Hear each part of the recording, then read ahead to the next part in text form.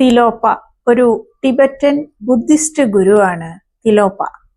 ഒരിക്കൽ തിലോപ്പ ഒരു ഗുഹയിലിരിക്കുമ്പോൾ ഒരു സന്ദർശകൻ അവിടെ എത്തിച്ചേർന്നു.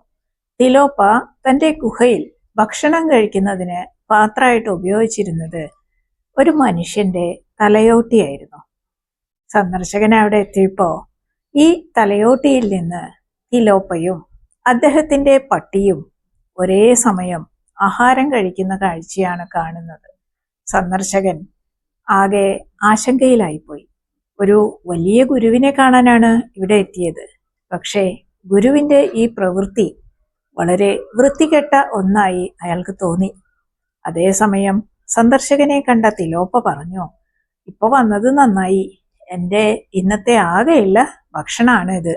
ഇനി അടുത്ത ദിവസം ആരെങ്കിലും എന്തെങ്കിലും തന്നെങ്കിലേ ഭക്ഷണം ഉണ്ടാവുള്ളൂ. വരൂ, നിങ്ങൾക്കും ഈ ഭക്ഷണത്തില് പങ്കുചേരാം. തിലോപ്പയുടെ ക്ഷണം സ്വീകരിക്കാൻ നമ്മുടെ സന്ദർശകന് കഴിഞ്ഞില്ല.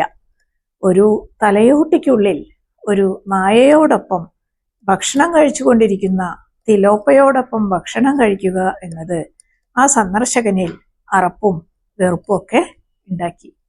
സന്ദർശകന്റെ പ്രതികരണം മനസ്സിലാക്കിയ തിലോപ്പ പറഞ്ഞു, നിങ്ങൾ വേഗം സ്ഥലം വിട്ടോളൂ, തിരിഞ്ഞു നോക്കണ്ട, നിങ്ങളുടെ വഴിക്ക് നിങ്ങൾ പൊക്കോളൂ. തിലോപ്പ നിങ്ങൾക്കുള്ള ഗുരുവല്ല. ഒരു തലയോട്ടിയിൽ ഇത്രമാത്രം അറപ്പുളവാക്കാൻ എന്താ ഉള്ളത്?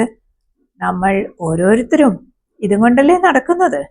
ഉപയോഗശൂന്യമായ തലയോട് ഞാനൊരു പാത്രമായിട്ട് ഉപയോഗിക്കുന്നു. ഏറ്റവും വിശുദ്ധമായ ഒരു വസ്തുവാണ് ഇത്. നിങ്ങളുടെ ശരീരത്തിലെ തലയോടിനെ കുറിച്ച് നിങ്ങൾക്ക് എന്തെങ്കിലും അറപ്പ് തോന്നുന്നുണ്ടോ? നിങ്ങളുടെ മനസ്സ് മുഴുവൻ, അല്ലെങ്കിൽ നിങ്ങളുടെ മനോഹരമായ ചിന്തകൾ അത്രയും, നിങ്ങളുടെ ധാർമ്മിക പ്രമാണങ്ങളെല്ലാം നിറച്ചു വെച്ചിരിക്കുന്നത് ഈ തലയോട്ടിക്കുള്ളിലല്ലേ? ഞാൻ അതിനകത്ത് ഇപ്പോ ആഹാരം മാത്രമേ നിറച്ചിട്ടുള്ളൂ. നിങ്ങളുടെ സ്വർഗവും നരകവും ദൈവങ്ങളും പിശാചുക്കളും ബ്രഹ്മാവും വിഷ്ണുവും രാമനും എല്ലാം വസിക്കുന്നത് ഈ തലയോട്ടിക്കുള്ളിലാണ്. തലയോട് ഇത്ര അറപ്പുളവാക്കുന്ന സാധനമാണെങ്കിൽ അവയെല്ലാം ഇപ്പോൾ ചീഞ്ഞു നാറി തുടങ്ങിയിട്ടുണ്ടാവും. എന്ത് മറുപടി പറയണം എന്നറിയാതെ സന്ദർശകൻ കുഴഞ്ഞു. തലയോട്ടിയല്ല ഈ പട്ടിയോടൊപ്പം. തിലോപ്പ പൊട്ടിച്ചിരിച്ചുകൊണ്ട് പറഞ്ഞു, ഓ, പട്ടിയാണോ പ്രശ്നം? കഴിഞ്ഞ ജന്മത്തില് നിങ്ങളൊരു പട്ടിയായിരുന്നില്ല എന്ന് എങ്ങനെ ഉറപ്പിച്ചു പറയാൻ പറ്റും? ജന്മജന്മാന്തരങ്ങളിലൂടെ എല്ലാവരും എല്ലാ അവസ്ഥയെയും പിന്നിടേണ്ടതുണ്ട്. ഒരു പട്ടിയായിരിക്കുന്നതിൽ എന്താ ഇത്ര കുഴപ്പം? യഥാർത്ഥത്തിൽ ഒരു പട്ടിയും നിങ്ങളും തമ്മിൽ എന്താ വ്യത്യാസം?